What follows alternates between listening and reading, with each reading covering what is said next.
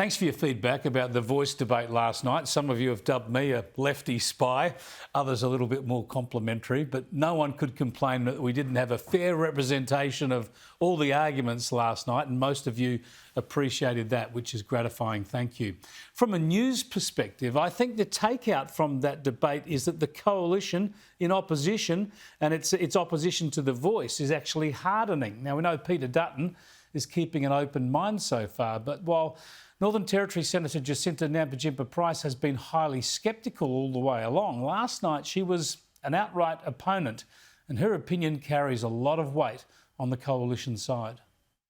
I find it condescending that we're having this discussion about our race, because we wouldn't have it about white Australians. We don't have a voice for white Australians. We don't have a voice for Indian Australians. We don't have a voice for Chinese Australians, African Australians, because we don't expect all those groups to all think the same, or that we need people from our race only to represent us. It's divisive. Yeah, that's a strong position. I disagree with it, that rationale about race, and I'll explain that in a moment. But that strong opposition is something the coalition is going to have to pull back from if Dutton is eventually going to support this or even remain neutral on the issue. The counterpoint last night came from Shireen Morris.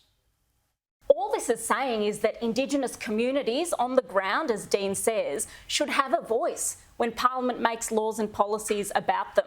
I don't see that as divisive. I see that as bringing Australians closer together, because don't forget, Indigenous people were explicitly excluded from the Constitution to begin with. This is including them in the Constitution. It's about inclusion, not separatism.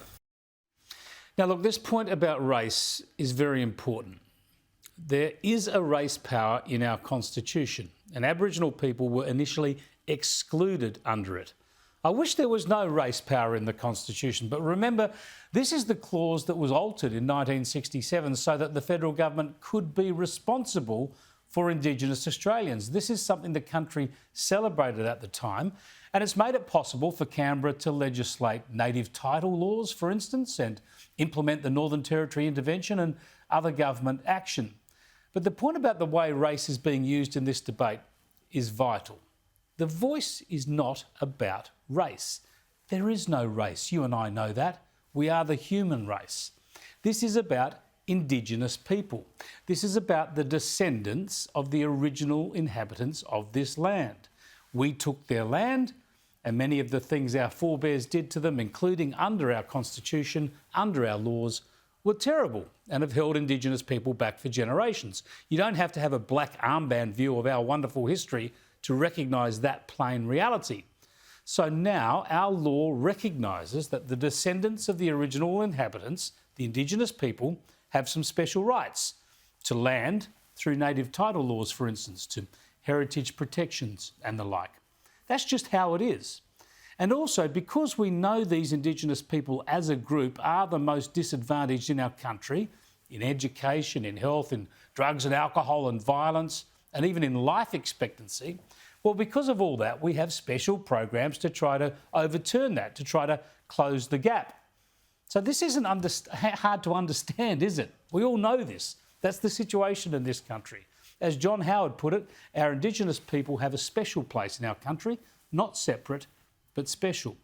So this is not about race. The Voice is simply an effort to say if we can have special laws and programs for Indigenous people, we should let them have a say on those issues. This is about fairness for our Indigenous people. This is about a fair go for our Indigenous people. That's all. Anyway, yesterday on Outsiders, Rowan Dean took issue with my arguments. Have a look. Quote, "The only outstanding question," Kenny asserts, "is whether a voice is enshrined in the Constitution as a substantive act of recognition." No. There are plenty of other outstanding questions, Chris, but Chris Kenny doesn't ask them. Instead, he makes what I regard as a ludicrous assertion, namely that it is, quote, "obscene to liken the Voice proposal to apartheid." Well, on the contrary, Rowan, I don't think anyone in the media has asked more questions on this issue than I have, and I ask them of opponents and supporters alike. I have my views, but I hear the views of everybody. And the point about apartheid is that it is an obscene comparison, because apartheid was explicitly about race, about racial superiority, about black, about coloureds, about whites, about mixed race. And it was about keeping races in their place, diminishing people, denying them rights based on race. It was abhorrent. And no matter what you think of a voice to Parliament in Australia, and there are perfectly reasonable arguments to make against it, but to pretend it's based on this notion of race is wrong, as I just outlined. But worse, to compare it to apartheid, a system of racial oppression, when the voice is clearly a proposal aimed at uplifting, aimed at delivering equality, well, that's just perverse. Now, as you saw, Rowan scoffed at my suggestion there too that constitutional enshrinement is the only thing in dispute in this debate. But later he said he'd have no problem with a legislated voice. And yes, if we want, let's have another crack at an ATSIC 2.0, a body, an institution, preferably without the corruption of the last one, if that's what people want. A new representative lobby group that can argue with a powerful voice on behalf of Indigenous groups. I beg your pardon? That just confirmed my point, the same point he scoffed at a couple of minutes earlier. As I outlined, just about everyone, even Rowan Dean, agrees that a legislated voice would be fine.